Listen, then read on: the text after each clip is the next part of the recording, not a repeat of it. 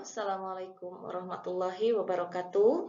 Kembali lagi saya Ida Rosita. Kali ini kami satu kelompok dengan Dewi Wulansari masih akan mempresentasikan buku Matematika Sekolah yang ditulis oleh Alan Sultan and Alice F. Arth ini. Tapi kami akan mempresentasikan chapter 6. Chapter 6 ini berisi tentang materi Building the Real Number System. Kami presentasikan chapter 6.1 dan 6.4. Nah, building the real number system ini atau susunan atau membangun ya, bangunan dari sistem bilangan real.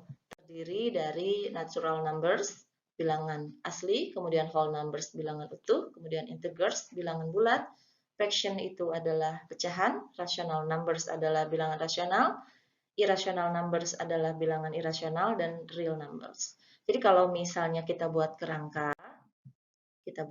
dari sistem bilangan real ini kurang lebih bentuknya seperti ini. Real numbers atau simbolnya R ya, itu terdiri dari rational numbers dan irrational numbers.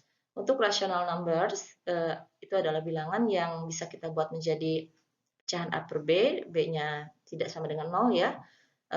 Jika dibuat dalam desimal, ini bilangannya akan berhenti pada suatu bilangan.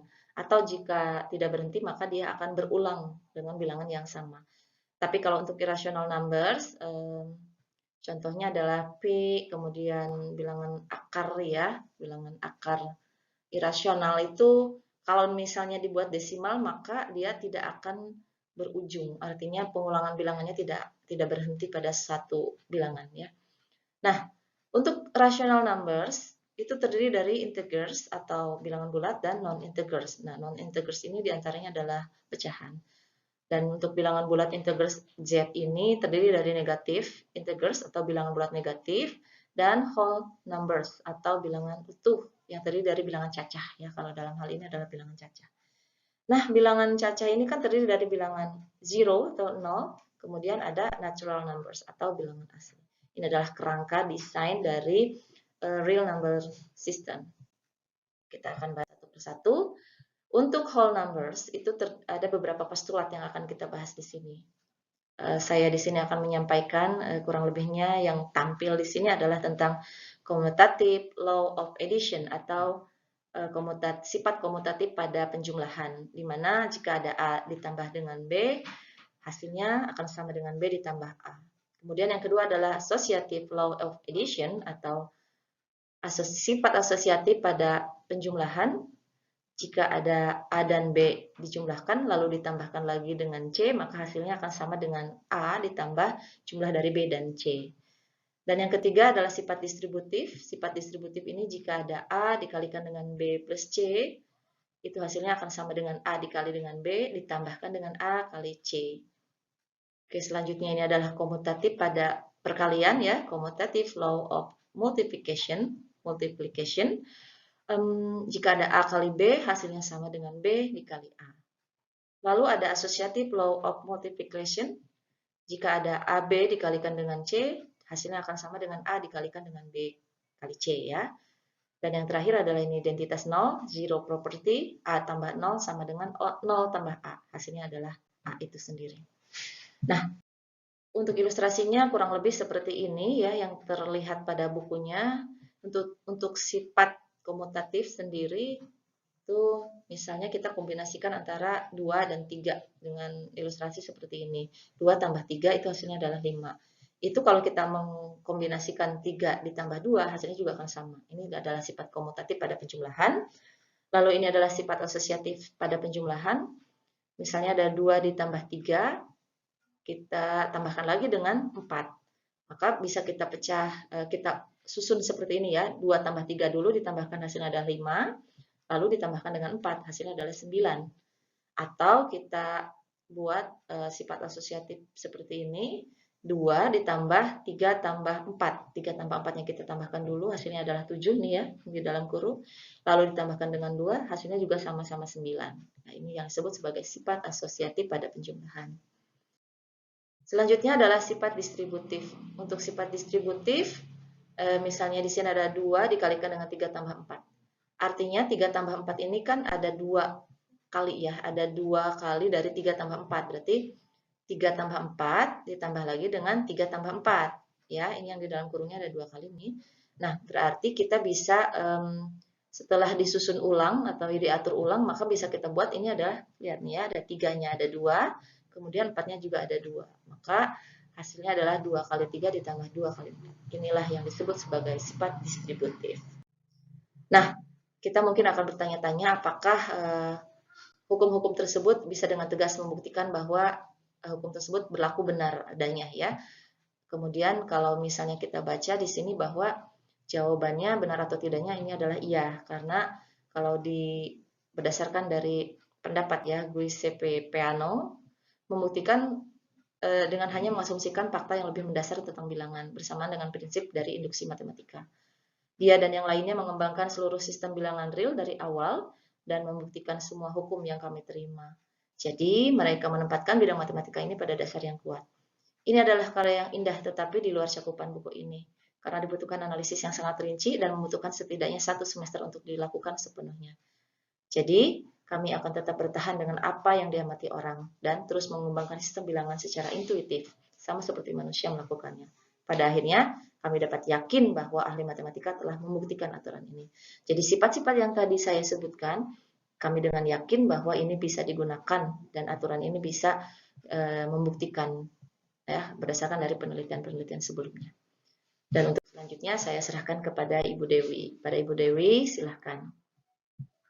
Baik, saya akan melanjutkan penjelasan dari Bu Ida. Di sini saya akan menjelaskan chapter 6.3 yaitu mengenai bilangan negatif dan sifat-sifatnya. Di dalam aturan bilangan negatif terdapat additive inverse property yang merupakan aturan ketujuh yang merupakan terusan dari 6 aturan yang tadi sudah dijelaskan Bu Ida. For every whole number A, there is by equation a number denoted by negative A such that A plus negative A is 0. Bilangan min A di atas disebut sebagai inverse penjumlahan dari A yang merupakan aturan ketujuh dan dikenal sebagai inverse additive. Misalnya, inverse penjumlahan dari 7 adalah negatif 7, karena 7 ditambah negatif 7 sama dengan 0. Dan inverse penjumlahan dari min 0,3 adalah 0,3, karena min 0,3 plus 0,3 sama dengan 0. Demikian pula, additive inverse dari A min B adalah min A min B yang dapat disederhanakan menjadi B min A. Kebalikan dari penjumlahan 2x min 3 adalah 3 min 2x karena 2x min 3 plus 3 min 2x sama dengan 0. Berarti di sini inverse additive itu misalkan dari 7 dia adalah inverse additive-nya negatif 7 karena negatif 7 ini menyebabkan hasilnya itu sama dengan 0. Begitu juga dengan 0,3 inverse additive-nya adalah untuk min 0,3 inverse additive-nya adalah 0,3 karena yang menyebabkan min 0,3 menjadi 0 itu adalah 0,3 dan seterusnya seperti itu.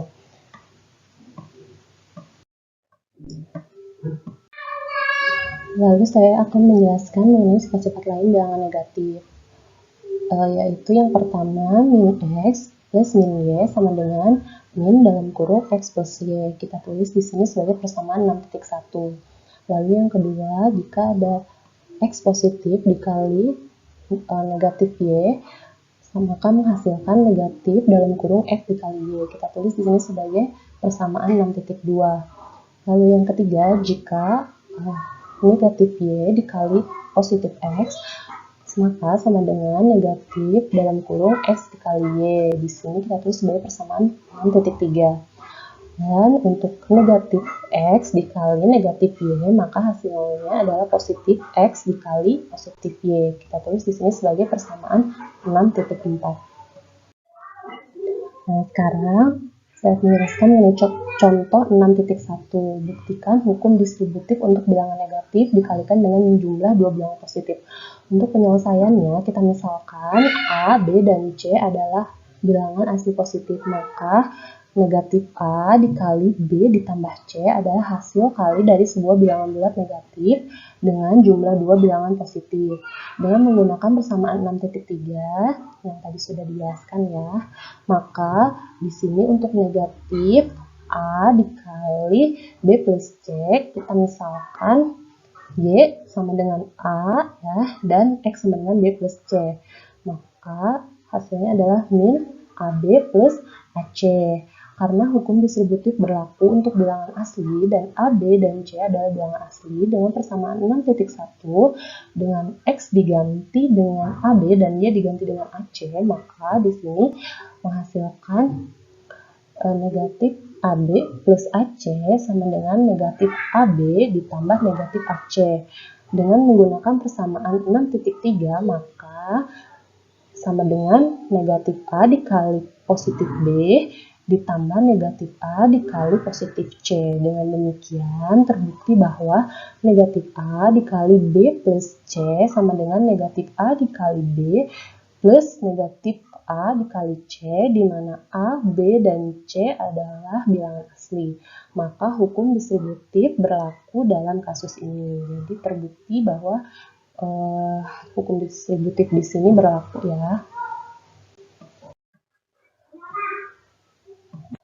Baik, di sini ada teorema 6.2, aturan 1-7 yang kita temukan di halaman 217 dan 220 dari buku Alan Sultan ini berlaku untuk bilangan bulat.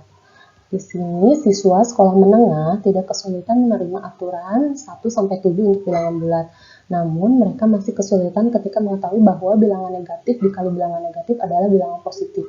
Cara lain untuk meyakinkan tentang hal ini adalah dengan membuat argumen di mana kita memeriksa kasus tertentu. Misalkan kita akan mencari hasil kali dari negatif 4 dikali negatif 3. Kita asumsikan bahwa jika menerima 0 kali dan menganggap itu 0, maka kita akan mendapatkan min 3 dikali 0 sama dengan 0. Maka kita dapat menuliskan min 3 dikali 4 plus min 4 sama dengan 0. Terus ini sebagai persamaan 6.5. Sekarang, jika kita yakin hukum distributif berlaku, maka kita dapat mendistribusikan dalam persamaan 6.5 untuk mendapatkan min 3 dikali 4 ditambah min 3 dikali min 4 sama dengan 0. Kita tulis di sini sebagai persamaan 6.6. Tetapi kita telah menerima bahwa min 3 dikali 4 sama dengan 4 dikali min 3 sama dengan min 12, sehingga persamaan 6.6 bisa menjadi min 12 ditambah min 3 dikali min 4 sama dengan 0. Dari sini kita dapat simpulkan bahwa min 3 dikali min 4 itu sama dengan 12. Kita menambahkan sesuatu ke negatif 12 dan mendapatkan 0, sehingga sesuatu min 3 dikali min 4 harus plus 12. Sehingga itulah alasan mengapa hasil kali bilangan negatif dengan bilangan negatif adalah bilangan positif. Lalu selanjutnya chapter 6.3 mengenai aturan pertama untuk pecahan. Di sini ada beberapa aturan untuk pecahan. Yang pertama ini ada aturan penjumlahan pada pecahan. Jika terdapat pecahan A per C ditambah B per C, ini bisa kita sama dengankan A plus B per C. Juga apabila terdapat pecahan A per B ditambah C per D sama dengan AD per BD ditambah CB per BD, atau bisa kita sama dengankan menjadi AD plus BC per BD.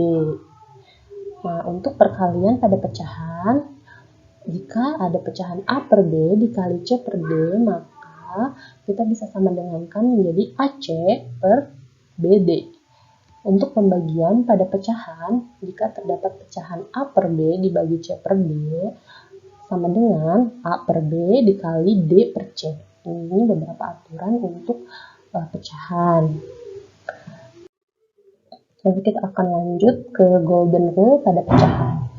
Di sini untuk pembilang dan penyebut pecahan, keduanya dapat dikalikan dengan jumlah bukan 0 yang sama, dan kita akan mendapatkan pecahan yang ekuivalen. Dalam simbol, golden rule mengatakan bahwa jika A, B, dan K adalah bilangan bulat positif, bilangan positif, dan B tidak sama dengan 0, maka di sini berlaku A per B sama dengan AK per BK.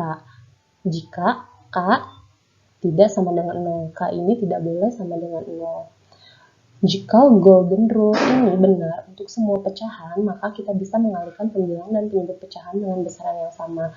Seperti pada pecahan berikut ini, apabila terdapat 1/3 dibagi 2/5, maka kita bisa mengubah seperti ini, jadi 1/3 dikali 5/2 dibagi 2/5 dikali 5/2. Jadi kedua ruas ini kita kalikan dengan 5/2 ya, yang atas dan bawah, sama dengan 1/3 dikali 5/2 dibagi 1. Lalu menghasilkan 1/3 dikali 5/2.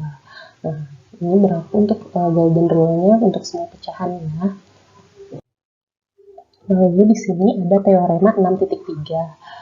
Hukum komutatif, asosiatif, dan distributif berlaku untuk pecahan. Kita akan mencoba membuktikan.